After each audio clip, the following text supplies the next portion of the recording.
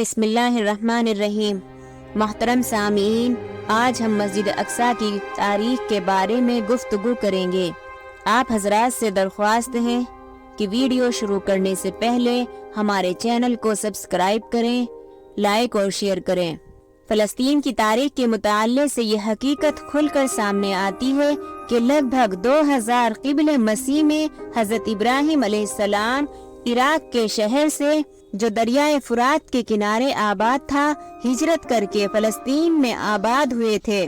حضرت ابراہیم علیہ السلام نے اپنے ایک بیٹے حضرت اسحاق علیہ السلام کو بیت المقدس میں، جبکہ دوسرے بیٹے حضرت اسماعیل علیہ السلام کو مکہ مکرمہ میں آباد کیا تھا۔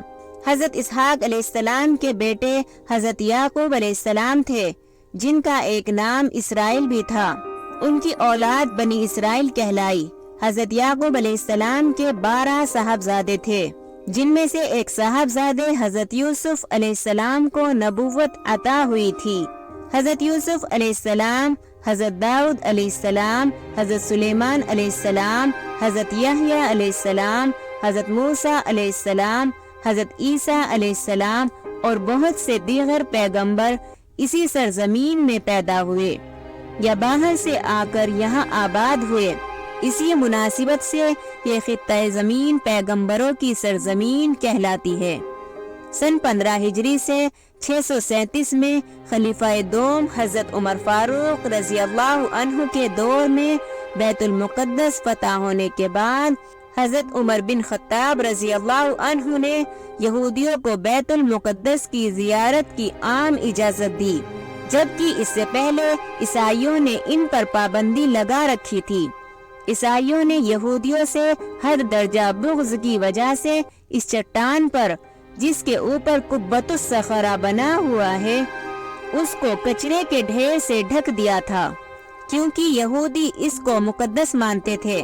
اس چٹان کے اوپر سے کچرا امیر المؤمنین حضرت عمر رضی اللہ عنہ نے اپنے ہاتھوں سے صاف کیا۔ مسلمانوں کے نزدیک بیت المقدس و مسجد اقصیٰ کے ساتھ کئی اہم واقعات مربوط ہیں۔ یہ نبی کریم صلی اللہ علیہ وسلم کے سفر معراج کی پہلی منزل ہے۔ معراج کے موقع پر مکہ مکرمہ سے آپ صلی اللہ علیہ وسلم مسجد اقصیٰ تشریف لے گئے، پھر وہاں سے آپ کو آسمانوں کی سیر کرائی گئی۔ واپسی میں بھی آپ مسجد اقصیٰ تشریف لائے، پھر وہاں سے مکہ مکرمہ واپس ہوئے۔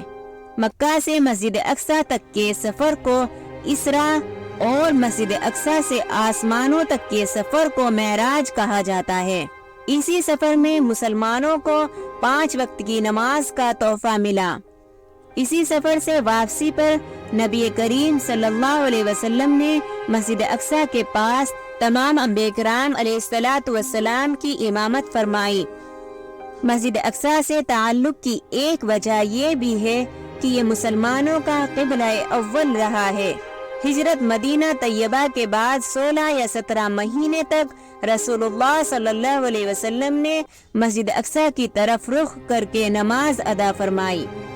پھر تحویل قبلے کا حکم آنے کے بعد خانہ کعبہ کی طرف آپ نے رخ فرمایا۔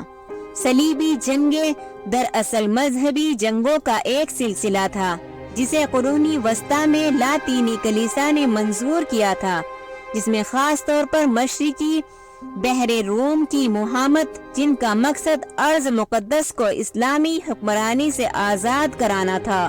1095 سے 1291 تک ارض فلسطین بالخصوص بیت المقدس پر مسیح قبضہ بحال کرنے کے لیے یورپ کے مسیحوں نے کئی جنگیں لڑی، جنہیں تاریخ میں صلیبی جنگوں کے نام سے موسوم کیا جاتا ہے۔ صلیبی جنگوں کا یہ سلسلہ طویل عرصے تک جاری رہا اور اس دوران 9 بڑی جنگیں لڑی گئی، جس میں لاکھوں انسان قتل ہوئے۔ فلسطین اور بیت المقدس کا شہر حضرت عمر رضی اللہ عنہ کے زمانے میں ہی فتح ہو چکا تھا۔ یہ سرزمین مسلمانوں کے قبضے میں ہی رہی اور مسیحوں نے زمانے دراز تک اس قبضے کے خلاف آواز نہیں اٹھائی۔ 13ویں صدی کے آخر میں سلجوکیوں کے زوال کے بعد دفعتاً ان کے دلوں میں بیت المقدس کی فتح کا خیال پیدا ہوا۔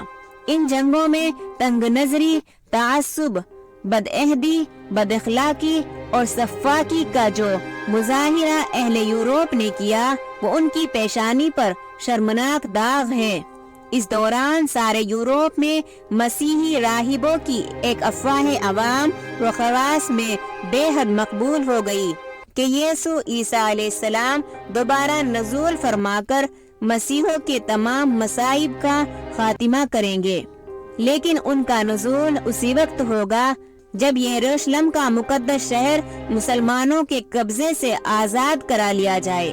اس افواہ نے مسیحوں کے مذہبی جوش میں بے پناہ اضافہ کر دیا۔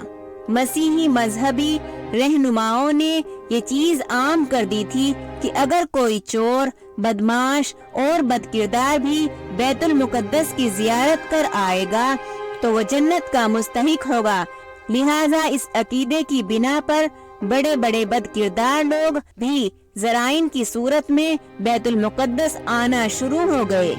شہر میں داخل ہوتے وقت وہ ناچتے، گاتے، باجے بجاتے اور شور و غل کرتے ہوئے اپنے برتری کا اظہار کرتے اور کھلے بندوں شراب نوشی کے مرتکب ہوتے۔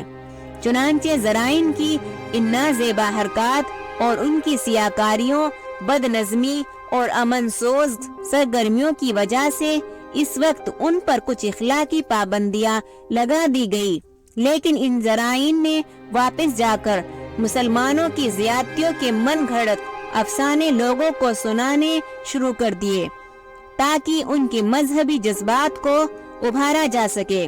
فرانسیسی پیٹر جب بیت المقدس کی زیارت کے لیے آیا تو اس نے بیت المقدس پر مسلمانوں کے قبضے کو بری طرح محسوس کیا۔ یورپ واپس جا کر مسیحوں کی حالت زار کے جھوٹے سچے قصے کہانیاں پیش کیے اور اس سلسلے میں سارے یورپ کا دورہ کیا۔ پوپ چونکہ مغربی کلیسا کا روحانی پیشوا تھا، اس لیے اس نے مختلف فرقوں کی ایک کونسل بلائی اور اس کے سامنے مسلمانوں کے خلاف جنگ کا اعلان کر دیا۔ لوگوں کو اس بات کی بشارت دی گئی کہ جو بھی اس مقدس جنگ میں مارا جائے گا اس کے ہر قسم کے گناہ معاف ہو جائیں گے اور وہ جنت کا حقدار ہوگا۔ لوگ جوک در جوک سینٹ پیٹر کی قیادت میں فلسطین پر چڑھائی کی غرض سے روانہ ہوئے۔ آج کی ویڈیو میں صرف اتنا ہی، اگلی ویڈیو میں ہم آگے کی تاریخ کے بارے میں جانیں گے۔ Thanks for watching Uzair voice.